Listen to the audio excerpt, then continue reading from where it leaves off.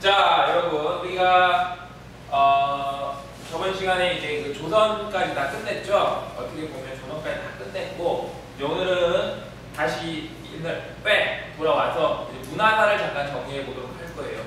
이 문화사가 이게 원래는 좀 보고 넘어가야 되는데 대부분 시간이 좀 없어가지고 그냥 거의 못 보고 넘어가는 경우가 거의 많아요. 선생님도 학교 다닐 때 생각해보면 문화사를 안 배웠던 것 같아요.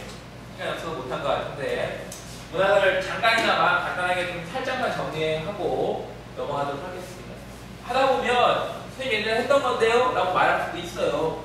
복습한다고 생각하고 한 번 더 보시면 돼요. 이렇게 나눈 이유는 이제 그냥 한 번의 표로 알아보기 쉽게 하기 위해서 만든 거니까 잘 따라오시면 됩니다. 자, 우선 첫 번째로. 자, 여러분, 이 고구려의 불교. 삼국이죠? 고구려.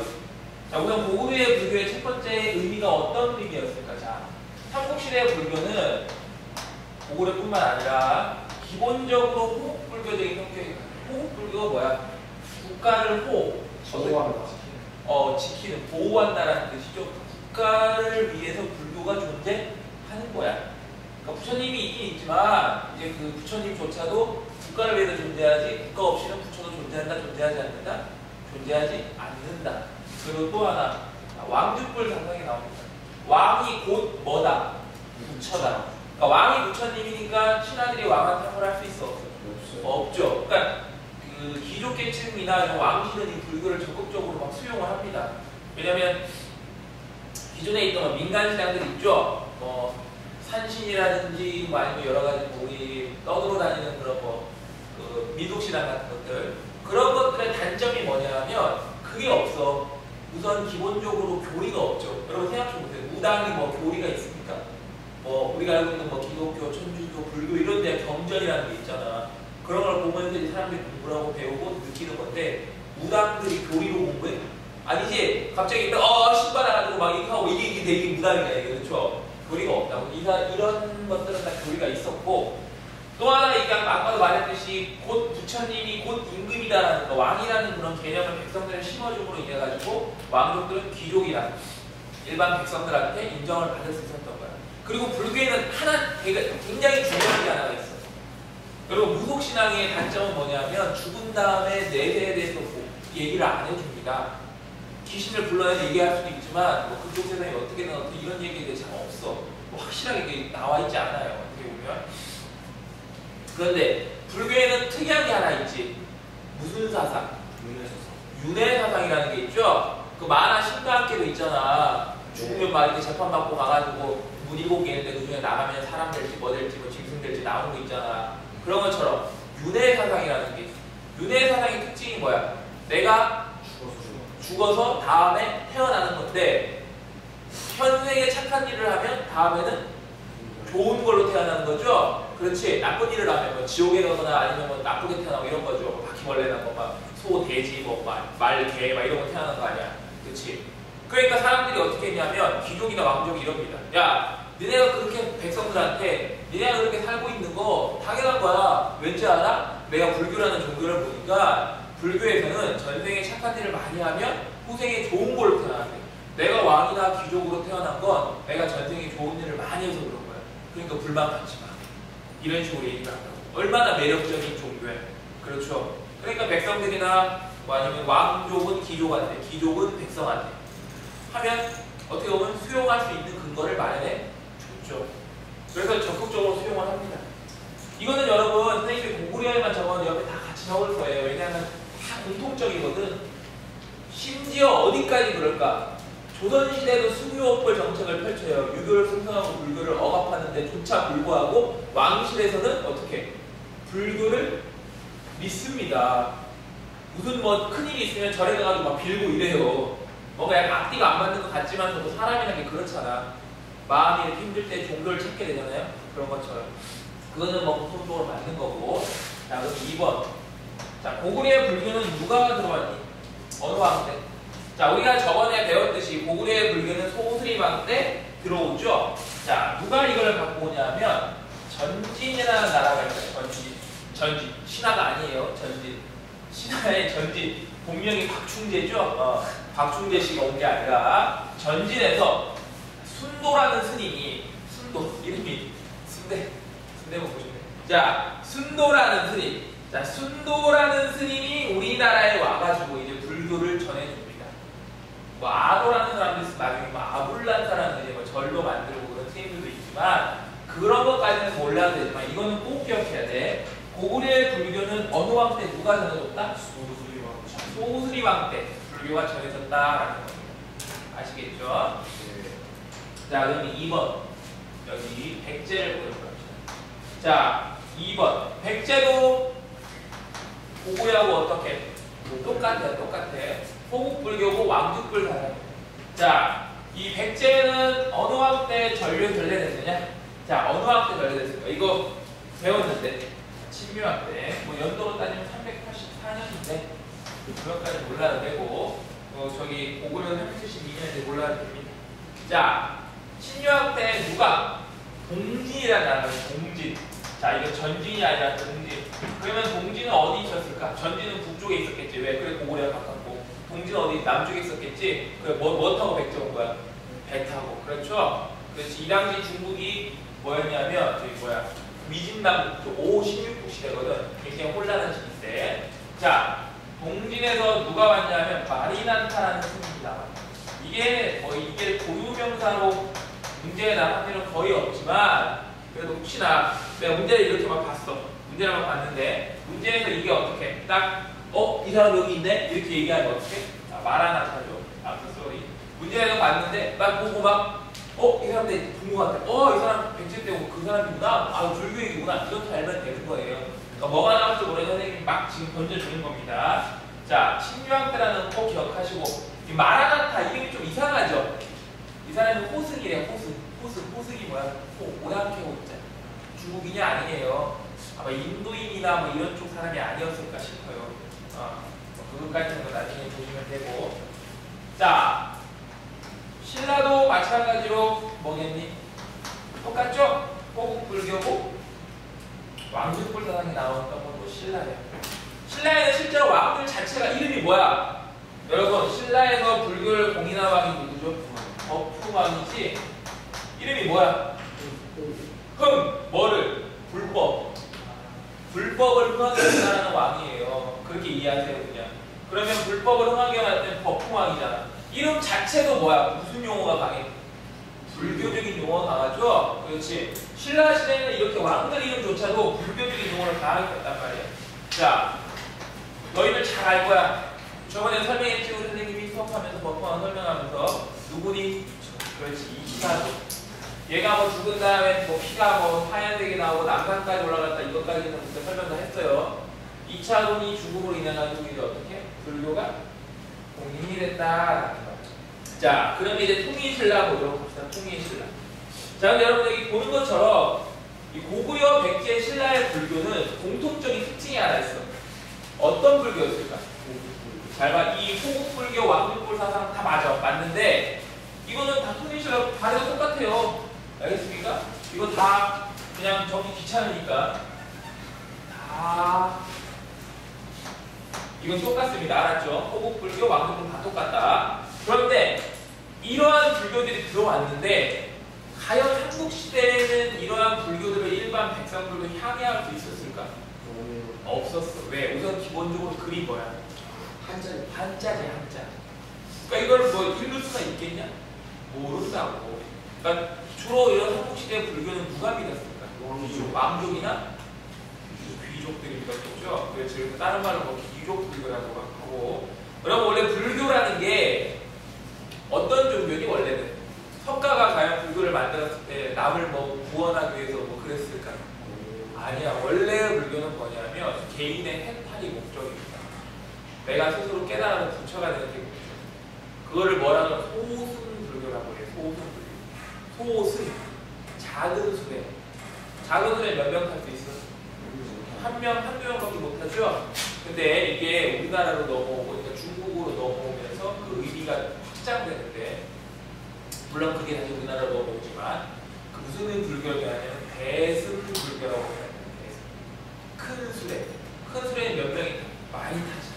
그러니까 나 혼자만의 깨달음이 아니라 모든 사람들이 깨달음을 얻을 수 있지 않은 게 바로 대승불교예요. 이게 삼국시대의 불교예요. 그러니까 아직까지는 뭐 그게 나오진 않지만, 그러니까 뭐 그게 완벽하게 계승이 아니지만서도 점점 더 모습이 나오고 있습니다. 그리고 또 하나, 이거를 또 구복신앙이라 그래요. 복을 구한다고, 복을. 원래 불교는 막 빌고 이런 게 아니라 여러분. 그런 거 아니에요. 근데 막 절에 가면 막 기도하고 막 그러지.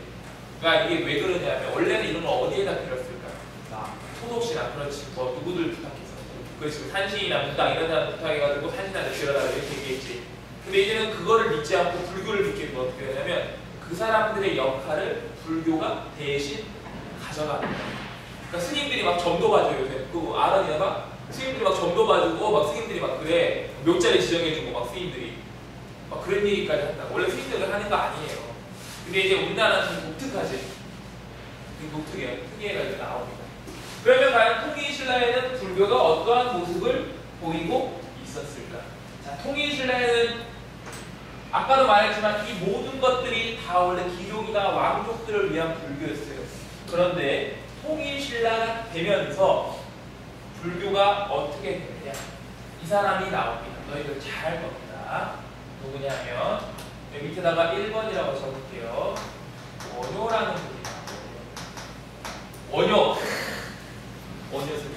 파계승이죠. 파계승이 뭐야? 땡초다고요. 땡초야, 땡초. 땡초. 자신을 막 소성 거사 막 이렇게 떠들어다니면 땡초야, 땡초. 어떻게 보면 막 술 먹고 막 여자랑 잠자고. 아들도 있잖아. 누구야? 설총이지, 설총. 그렇죠. 아들도 있어. 공주랑 결혼해가지고 아들도 있어. 막 완전히 중이 아니에요. 이거 장난 아니지? 그런데 이 원효가 그렇게 굉장히 안 좋은 사람인 것 같은데 이 사람이 아주 큰 일을 했던 사람입니다. 자, 이 사람이 가장 큰 일을 한 게 뭐냐? 바로 이런 거랬어요. 불교의 대중화를 이루었다. 사람들이 물어봤죠. 스님, 저희는 불교라는 것을 모릅니다. 그런데 저희가 과연 부처님의 말씀을 듣고 극락에 갈 수 있을까요? 그래. 너희들의 말을 내가 들어보고 막 일로 와봐라. 그랬죠. 그래서 뭐라고 했느냐? 너희들 이 말만 외우면 누구든지 부처가 될 수 있다. 그러면서 뭐라고 했냐면 나무아미타불 관세음보살만 외워라. 무슨 말이죠? 아미타불이 서방 정토를 관장하는 부처님이에요. 그러니까 극락세계를 지키는 부처님이야. 아미타불. 관세음보살은 우리가 어려울 때 나와가지고 우리를 직접적으로 도와주시는 그런 부처님입니다. 나무는 뭐냐면 그 교회나 성당에서 말하는 아멘과 비슷한 겁니다. 믿습니다, 기회합니다 이런 뜻이에요. 그러니까 나무 아미타불 관세음보살. 뭐야? 아미타불님, 관세음보살님, 당신들한테 제 모든 걸 맡깁니다. 이런 뜻입니다. 얼마나 간단 명료해. 그렇죠. 그러니까 많은 사람들이 통일신라 시대에 가면 불교를 믿게 됐어요. 그리고 그를 몰라도 탑 주위만 이렇게 돌면서 나무 아미타불 관세음보살만 해도 이미 그 조차로 공덕을 쌓는 거예요. 이런 것처럼 원효가 이런 걸 많은 사람들을 얘기해주고 다닙니다. 다 얘기해주고 다녀요. 그러니까 사람들이 막 원효를 어떻게 하겠어? 거의 아이돌이지 아이돌. 아까 사인 받으려 그러고 막 장난 아니야. 막 원효 스님 막 그런단 말이야. 그렇죠? 그래서 이 원효가 이런 것만 했던 것도 아니고 또 다른 일도 합니다. 뭐라 하냐면 원효가 이런 거를 주장하면서 자신 스스로가 이거에 대해서 얘기했던 게 있어요. 뭐냐면 이런 것들. 화쟁사상. 굉장히 중요한 단어입니다. 자, 화쟁사상. 화쟁사상이 뭐겠어? 불교가 이때 선생님이 적진 않았지만 불교에 많은 계파가 있겠죠. 엄청나게 많은 계파가 있을 거예요. 뭐 계율종, 뭐 열반종, 뭐 법상종, 뭐 법성종, 하엄종, 뭐 엄청 많죠. 그런데 이 모든 것들이 어떻게 파가 다 나눴지만 다르지 않다. 모든 것은 어떻게 결국 부처님 하나다. 마치 지금으로 치면 교회에도 여러 가지 종단이 있죠. 뭐 장로교도 있고, 감리교도 있고, 뭐 성결교도 있고, 뭐 굉장히 많죠. 여러 가지 종파들이 많지. 이런 것들이 결국은 다 뭐다? 하나다 이거야. 서로 대립할 것이 아니라 모든 것들은 하나다. 우리는 화해를 통해서 다투지 말자. 이런 겁니다. 그렇게 이해하세요. 그게 누가 주장한 거다? 원효스님이지. 원효스님. 그리고 아까도 말했던 불교의 대중화를 이뤘으니까 모든 사람들이 어디로 갈 수 있냐면 정토신앙을 갖게 됐어요. 여러분 정토라는 말이 다른 말로 하면 뭐냐면 천국이야, 천국. 누구든지 천국에 갈 수 있다. 아까 말했던 나무 아미타불 관세음보살만 제대로 외우면 알겠죠? 그리고 또 하나, 모든 것은 하나다. 일심타. 이런 것들을 주장했던 게 누구다? 원효 스님이다. 아시겠죠? 요 정도 말하면 되겠죠. 대승 뭐 이런 거 있으면 몰라도 돼요. 자, 그 다음에 2번. 원효의 라이벌은 아니지만 원효의 친구였던 친구. 둘이 같이 당나라 가려고 했는데 동굴에서 잠잤는데 당황성 거기 동굴에서 잠잤는데 밤에 목이 말라가지고 물 먹고 싶어. 물 뭐 먹었는데 아침에 깨우니까 해골물이었다. 그거 기억 알지 그거? 그 맛있는 놈은 원효고 옆에서 잠 잘 자는 사람은 누굴까? 의상스님이야. 의상스님. 자, 의상스님. 자, 의상스님은 실제로 원효 같은 사람은 신랑은 무슨 사이였지? 골품제였죠? 원효는 육두품이었고 의상은 여러분 진골이야. 진골. 그러니까 이 사람은 아무래도 귀족들보다 누구랑 입맛이 맞지? 원효는 백성과 입맛이 맞았겠지? 이에 반해 의상은 누구랑 입맛이 맞았지? 귀족이랑. 그렇죠? 그렇지. 자, 의상은 그래서 어떻게 하느냐? 화엄종을 개창합니다. 해동 화엄종이라고. 화엄종을 개창을 해. 쉽게 말하면 개창을, 그렇죠. 화엄종을 우리 이제 이 한반도에서 화엄종이라는 걸 이 사람이 어떻게 보면 만든다라고 생각하시면 됩니다. 대단한 사람이에요. 자, 이 의상이 얘기하면 이런 거니까 화엄종이니까 어떤 걸까? 화음일승 법계도라는 게 있어요. 용어가 좀 어렵죠? 이게 어려우면 여러분 문제를 볼 때 화음이라는 말이 나오면 무조건 의상을 생각하면 돼요. 알죠? 그리고 이조차도 사실 일심타상 화제가 이런 것들이 다 비슷한 거야. 왜 비슷할까 이게? 화음이라는 자체가 조화를 이루어지는 거거든. 이 화음이 쓴 법계도 안에 이런 말이 나와. 왜 그러냐면 일즉다. 자, 일 하나, 즉 하나는 곧 뭐다? 전부 다다. 그리고 다즉일. 전부 다는 곧 뭐다? 하나다. 이게 뭔 말이야? 뭔 말인지 모르겠지? 뭐냐면 하나가 곧 전부 다고 전부 다가 곧 하나다. 그러니까 뭐야? 나눠지는 게 아니다. 결국 모든 것은 어떻다? 조화를 이루어서 하나가 된다. 이런 의미예요. 간단히 말하면. 그러니까 쉽게 말하면 자기들끼리 싸우지 말고 그냥 어떻게 좀 유두리끼리 잘 지내자 뭐 이런 거예요. 뭔 말인지 알겠죠? 근데 하나 봐야 될 게 아까 원효는 어떤 느낌? 약간 서민적. 의상은 어떤 느낌? 귀족적. 그래서 의상 스님과 화엄종을 누가 좋아했냐면 귀족들이 좋아해요. 뭔 말인지 알겠죠? 자, 그리고 또 하나 이 통일신라 시대에 여기다 적을게요. 칸이 없어서 해초라는 스님이 있죠. 해초하면 떠올려야 될 게 뭐가 있지? 왕오, 천축, 국전이라는 게 있죠. 왕오, 내가 왕, 간다. 어디로? 천축은 인도입니다. 국전, 거기 천축국을 가서 기록한 책. 의상 스님이 그러니까 불법을 배우기 위해, 의상 스님이래요. 해초 스님이 불법을 배우기 위해서 어디로 가냐? 천축으로 가는 것을 기록한 책이다라는 것도 있어요. 그게 바로 해초의 왕호 천축. 아시겠죠? 자, 그러면 발해를 봅시다. 발해는 뭐 별로 중요한 게 없습니다. 유물을 하나 얘기해 줄까? 유물 하나 얘기해 줄까? 이런 게 있어요. 발해는 독특하게 고구려랑 거의 비슷한 유물이 나와. 자, 이불병. 자, 불이 몇 개야? 두 개지, 두 개. 이불병자 석불. 자, 부처님이 앉아있는데 몇 명이 앉아있어? 두 명이 앉아있는 쪽은. 그렇죠? 그리고 여기도 마찬가지로 가늠신앙이라든지 법화신앙 그런 것들은 그냥 몰라야 되고, 유물 중에 이불병자 석불 이게 나오는 문제가 한 번인가 두 번인가 있었던 것 같아요. 부처님이 이렇게 앉아있고, 부처님이 양면, 원래 부처님이 몇 명이? 하나, 둘, 셋이지. 그 무슨 불이라고 해요? 삼존불이라고 해요. 모르면 상식으로 알아두세요. 절에 가보면, 절에 가봤지? 네. 가보면 부처님 딱, 대웅전 딱 들어가면 몇 분 계시냐? 세 분 계시지? 한 분 계시고 양쪽에 협식을 두 명 딱 앉아있단 말이야. 근데 발에는 독특하게 몇 명이 있는 거야? 두 명만 앉아있어. 근데 고구려에서 이런 양식이 나오거든. 그러니까 고구려를 계승했다는 게 고구려에서 든 거야, 발에는. 많이 알겠죠? 자, 불교는 정도만 알면 됩니다. 제일 중요한 게 어딜까? 불교에서. 문제에 나오면 거의 요게 나올 거야. 자, 유교를 보도록 하겠습니다. 불교와 마찬가지로 이 유교도 삼국시대 발해 통일신라 이 모든 시기를 통틀어서 굉장히 많이 나오고 있습니다. 우선 고구려. 자, 고구려의 유교를 보면 우선 학교가 있죠. 학교 여러분. 학교. 학교가 뭐가 있었느냐? 태학이라는 학교가 있어요. 지금은 뭘까? 대학이겠죠? 이거는 중앙에 있었고, 자, 지방에도 학교가 있어. 이걸 뭐라고 하냐면 경당이라고 합니다. 여기서 유교도 배우고 무술 연습도 하고 이런 것들이 여기에 나오죠. 그리고 또 이런 거에도 나옵니다. 광개토 대한민비라든지 중원도고여기 이런 비석에서도 이게 유교 경전을 인용한 그런 문구들이 나오고 있어요. 근데 그것보다도 여기서는 알아줘야 될 게 요거겠죠? 알았지? 요거 중요한 거예요. 태양하고 경당. 요거는 나올 수 있어요. 경당은 실제로 나왔고 태양도 나왔어요. 실제로. 그러니까 알아보세요.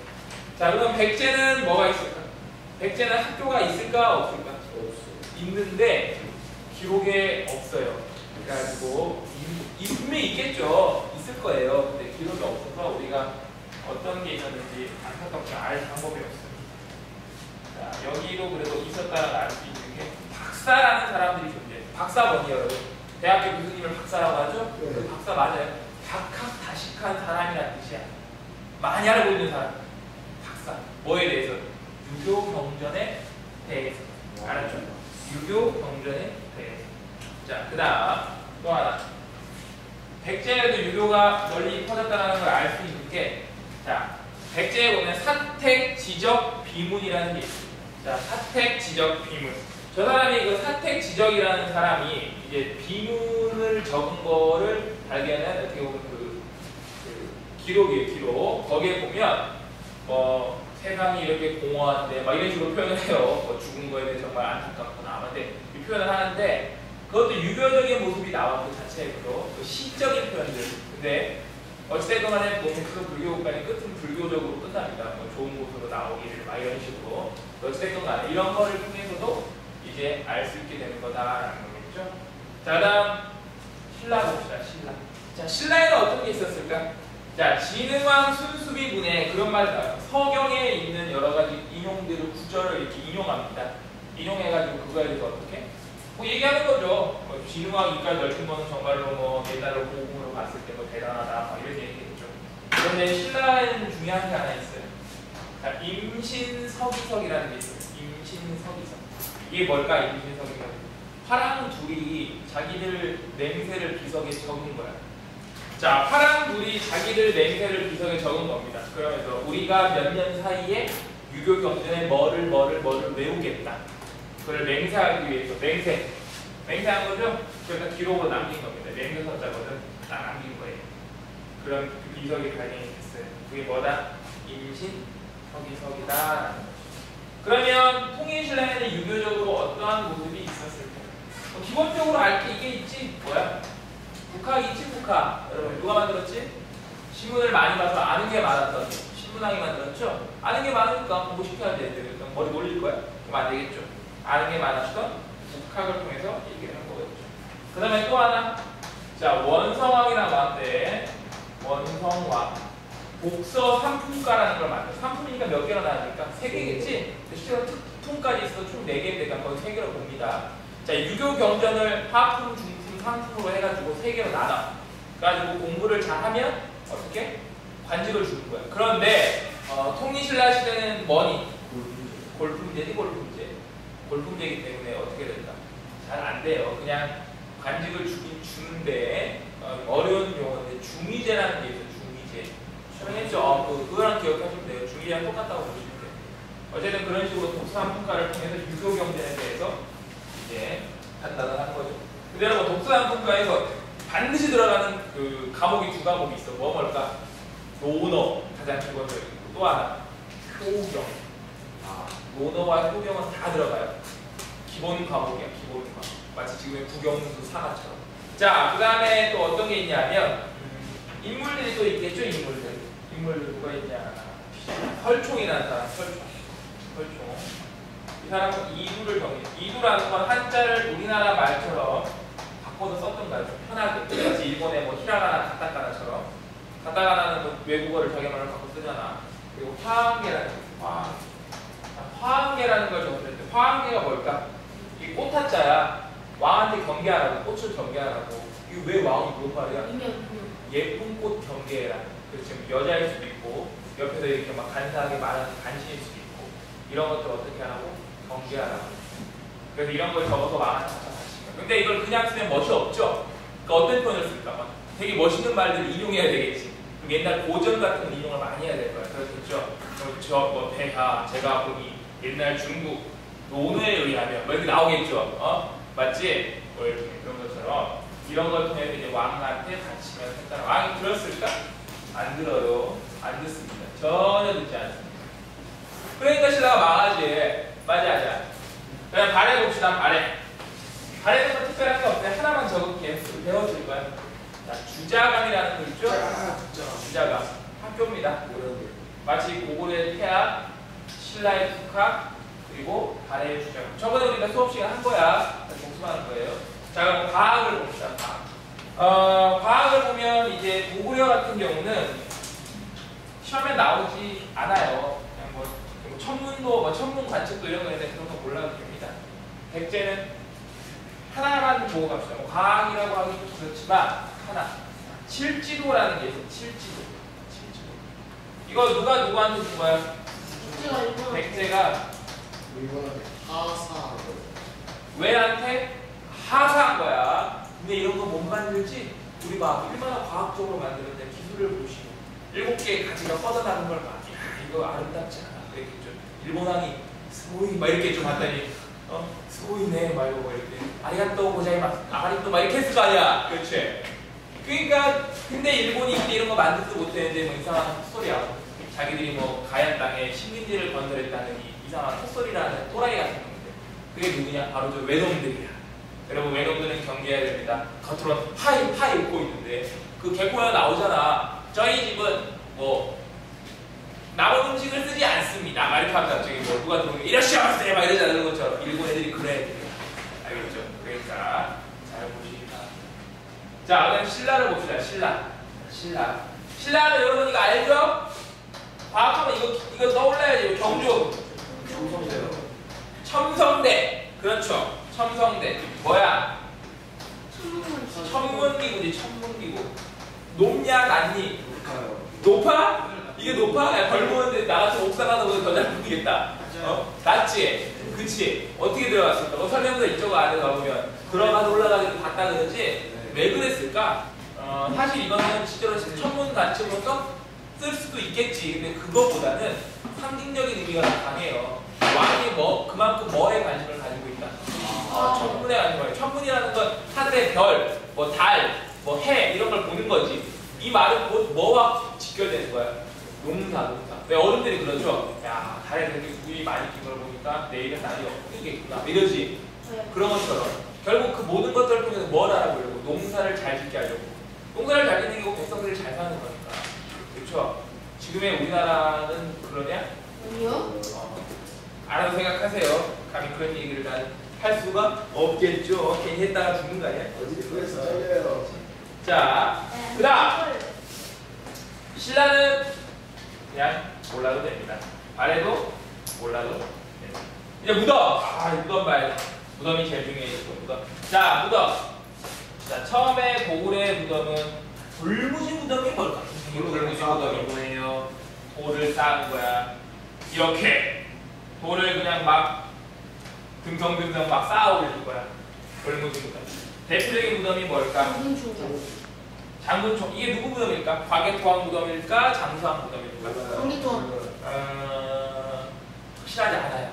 뭐 장수왕이라고 주장하는 학자들도 있고 강개토 무덤이라고 주장하는 학자들도 있습니다. 그거는 아무도 모르죠. 왜? 그때 안 살아봐서. 타임머신이 있다면 별그대처럼 한번 가보고 싶다. 자, 돌무진 무덤이 초기라면 초기. 자, 점점 뒤로 갈수록 후기가 되면 어디에 영향을 많이 받을까요? 중국에 영향을 많이 받죠. 그래서 골식 돌방무덤이 나옵니다. 골식 돌방무덤이 뭐냐면, 자, 여러분 불식이야. 불이 있겠지? 불이 이렇게 있어요. 그리고 뭐가 있니? 방이 있는데 뭘로 만들었어? 돌로 만들었죠. 이게 쉽지 않아요? 돌이야. 도굴이 쉬울까? 안 쉬울까? 쉬워요. 엄청 쉽지. 문 열고 들어. 안녕하세요. 들어가고 물건이 많네요. 이러고 가보겠습니다. 이러고 나가면 끝이야. 도굴이 엄청 잘 되겠죠. 이 골식 돌방무덤의 대표적인 무덤들을 좀 보도록 합시다. 밑에다 적을게요. 여러분 다 아는 거야. 뭐가 있죠? 무령. 사신도. 여러분 이 돌무지 무덤에는 벽화가 있을까 없을까? 없어. 그림을 그릴 수가 없어. 근데 이거는 방이지 그림을 그릴 수가 있어 없어? 있어. 그래서 뭐가 벽화가 남아있죠. 벽화. 대표적인 게 무슨 도? 사신도지 사신도. 사신도 뭐야? 주작. 주작, 석수, 봉합, 청룡. 청룡. 그리고 하나 지금 백호 맞죠? 4개. 그렇죠? 주작이 봉합이지. 그렇죠? 4개. 사신도. 그리고 또 하나 고시 골반무덤의 특징이 뭐냐면 모주림 천장이야. 보이니? 모주림 천장. 그래서 설명했죠? 점점 위로 갈수록 모가 줄어드는 거야. 그래서 위에다 돌을 하나 딱 얹으면 되게 무덤 끝. 아까 말했지만 도굴이 쉬워 어려워? 겁나 쉬워. 이거 그게 말이야. 돌무지 무덤 도굴 쉬울까 어려울까? 겁나 쉬워 이것도. 왜냐하면 이것도 그냥 돌무지 무덤 돌무지 쌓아놓고 문이 이렇게 있어. 이러고 들어가면 돼. 여기 두 개의 유물은 거의 있냐 없냐? 거의가 아니라 없어. 그러니까 없다고 봐도 돼 그냥. 네. 장군총은 장군총도 없어. 이미 고구려 망한 뒤에 다 털렸겠지 뭐. 없어요. 알았어요? 자, 그럼 이 다음에 백제를 봅시다. 자, 백제 초기. 자, 백제 초기도 무슨 무덤이었냐면 돌무지 무덤. 선생님, 고구려도 돌무지인데 백제도 돌무지네요. 그렇죠. 백제가 떨어져 나왔습니다. 자, 대표적인 곳이 송파구에 가면 지금도 있습니다. 석촌동 고군이라고 있어요. 선생님 왜 똑같아요? 당연하지. 백제가 어디서 왔으니까? 오래가 왔으니까. 처음에 똑같이 나와요. 자, 그 다음에 후기를 보면 백제도 마찬가지로 후기가 보면 뭐가 있지? 불식 골방무덤이 나와요. 자, 불식 골방무덤인데 백제의 불식 골방무덤 다 어떻게 됐을까? 다 털렸지. 그런데 하나가 남았어. 하나. 불식 골방무덤인데도 하나가 남게 있어. 무령. 그렇지. 무령왕릉이죠. 그런데 이 무령왕릉은 불식 골방무덤인데 독특하게 만들어졌어요. 흙으로 이렇게 돌로 이렇게 가른 게 아니라 뭘로 만들었냐면 벽돌로 만들었어요. 자, 벽돌로 여러분 잘 기억하세요. 벽돌로 만든 무덤이 나오면 무조건 중국 영향 받은 거야. 중국 사람들은 벽돌로 무슨 만들어? 알았어? 진짜요? 그러니까 무조건 벽돌 영향 받은 거면 중국입니다. 그러면 무령왕릉은 어디 영향을 받았다고? 중국의 영향을. 이랑 남진, 그러니까 남조, 공진도 좀 밑에 있는 나라인데 중국 남조의 영향을 받았다라고 합니다. 그러니까 결국은 무령왕릉 자체는 이제 중국 영향을 받은 무덤이었다라는 거예요. 저거는 도굴이 선생님이 됐다고 그랬니 안 됐다고 그랬니? 안 돼가지고 유물이 다 있다고 그랬죠? 왜요? 다행인 거야. 너무 오래돼가지고 무덤인지 몰랐어. 보고를 안 했지. 자, 그럼 신라를 봅시다. 신라는 되게 웃겨요. 초기에 이상한 무덤이 나와요. 뭐가 나오느냐? 이런 게 나와요. 돌무지 전멸 무덤이 나와요. 자, 대표적인 게 뭐가 있을까? 여러분 알잖아. 천마총, 호우총, 황남대총 이런 것들이 다 이거야. 자, 돌무지 돈벌 무덤은 과연 선생님은 뭐예요? 물어보겠지. 자, 너를 이렇게 둡니다. 널. 사람을 여기다 넣어요. 왕이겠지. 그러면 돌판을 이렇게 씌우고 여기다 이렇게 공간을 만들어줘요. 여기다 뭐 부장품 같은 거 넣어주죠. 그런 다음에 이거 어떻게 할까? 돌을 그냥 그냥 막 쌓아. 돌을 막 쌓아. 그냥 막 쌓아. 엄청 그 산처럼 막 엄청 크게. 그런 다음에 마지막 흙을 덮어서 이렇게 만들어. 마치 멀리서 보면 뭐 같아? 산같이 산. 경주 가봤다며. 네. 엄청 크잖아 무덤이. 그렇지? 네. 도굴이 될까 안 될까? 이거 못해요. 야 이거 땅 파는데 막 2, 3일 걸릴 거야. 그 도굴이라는 거 밤에 몰래 해야 되는데 다 걸리지. 그런데 일본도 이거 도굴 안 해요. 그냥 지금 가서 뭐하냐 이런다고. 그리고 팠지? 옛날에 팠다고 도굴이 아니라 유물 뭐가 있나 보려고 팠어요. 그러니까 그거 뭐가 발견돼? 금관도 발견되고 칼도 발견되고 막 봤잖아. 교과서에도 있고 경조한 박물관에 다 있어. 봤지? 네. 그러니까 그런 것처럼. 자, 이거는 엄청 커요. 근데 이게 웃긴 게 고구려 백제는 이런 게 발견되는데 희한하게 신라에만 이게 발견이 되지. 신라에는 돌무지 무덤이 없어요. 그 사람들이 와 신라는 어떤 족속일까 생각을 한 거야. 어떤 사람들? 근데 이 돌무지 무덤이 저기 북방 시베리아에도 발견이 돼요. 그래서 사람들이 생각하기로 추정해 보는 거죠. 가설이라는 게 있는 거예요.